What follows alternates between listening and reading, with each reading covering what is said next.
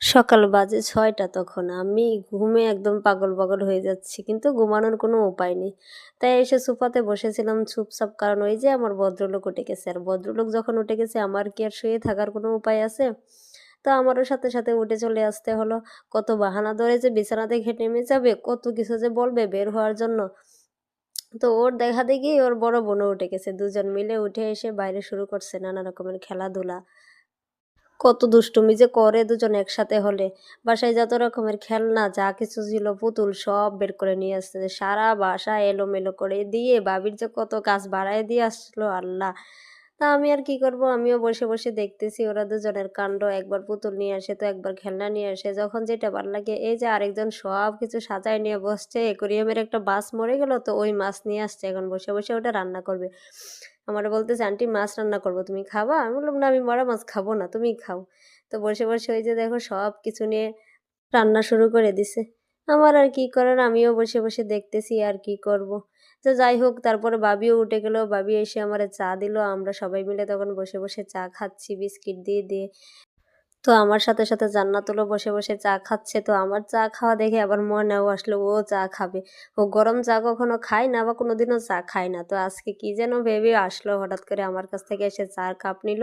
নিয়ে বসে, বসে চা খাচ্ছে। তো আমি একটু বিস্কিট ভিজায়ে ওরে সাধলাম যে, "খাবা?" বলল, "না, খাবো না, গরম।" তারপর জান্নাতুলরে দিলাম, ও একটু খেলো। এই যে তখন ভদ্রলোক এসে একদম আমার পুরা চায়ের কাপ নিয়ে দখল করে বসলো। কোনো কিছু এমনিতে খায় না। কি ভেবে যে নিয়ে বসলো, একটু, একটু করে টুকটুক করে নিয়ে মুখে দিচ্ছে। ওদিকে জান্নাতুলও বসে, বসে চা খাইতেছে। আমিও বসে, বসে ২ ভাই বোনের চা খাওয়া দেখতেছি আর কি করব। তো ওই চা এমন খাওয়া খেলো যে সারা গায়ে ঢেলে পায়জামা, জামা সব নষ্ট করে দিল। তারপর আর কি করার সবকিছু পরিষ্কার করে আবার চেঞ্জ করে দিতে হলো। সারাদিন যে ওর কতবার কাপড় চেঞ্জ করতে হয় তার কোনো হিসাব নেই। আর আমারও ডেইলি, ডেইলি এত, এত কাপড় ধুতে হয়। কি আর করার? ওই করতেই হবে ডেইলি রুটিন। কাপড় ধুতে হবে, কাপড় চেঞ্জ করতে হবে। তারপর চা খেয়ে তারপর ওরা দুজনে নিয়ে একটু ছাদে গেলাম। বাসার ভিতরে এত ঠান্ডা লাগে যে ছাদে গেলে একটু ভালো লাগবে। তো ছাদে গিয়ে ওদের নিয়ে একটু খেলাধুলা করতেছিলাম। তো পাশে একটা সফেদা গাছ ছিল। ও গাছ থেকে আমার জন্য ফুল ছিঁড়ে নিয়ে আসে। সফেদা ছিঁড়ে নিয়ে আসে ছোট্ট, ছোট্ট।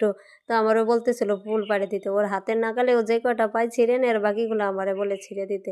তো এই করতেছিলাম দুজনে ফুল ছিঁড়ে, ছিঁড়ে দিতেছিলাম। আমিও বসে একটু রোদ পোহাইতেছিলাম। রোদের মধ্যে ভালোই লাগতেছিল ঠান্ডা, ঠান্ডা। তো হাতের নাগালে যেই কয়টা ফুল পাইলো সব ছিঁড়ে নিল। সফেদা গাছের আজকে ১২টা বাজায় দিছে। আর ছোট্ট, ছোট্ট যা ফল হলো, ফুল হলো সব ছিঁড়ে নিছে দুজন মিলে। ও একটু বড় বলে উপর থেকে ও ছিঁড়ে, ছিঁড়ে ময়নার হাতে দেয় আর ময়না সব আমার কাছে নিয়ে আসে আবার নিজে ফেলে। এই তো আমারও ভালোই লাগতেছিল ছাদের মধ্যে একটু একা, একা ঘোরাঘুরি করতেছিলাম, হাঁটাহাঁটি করতেছিলাম।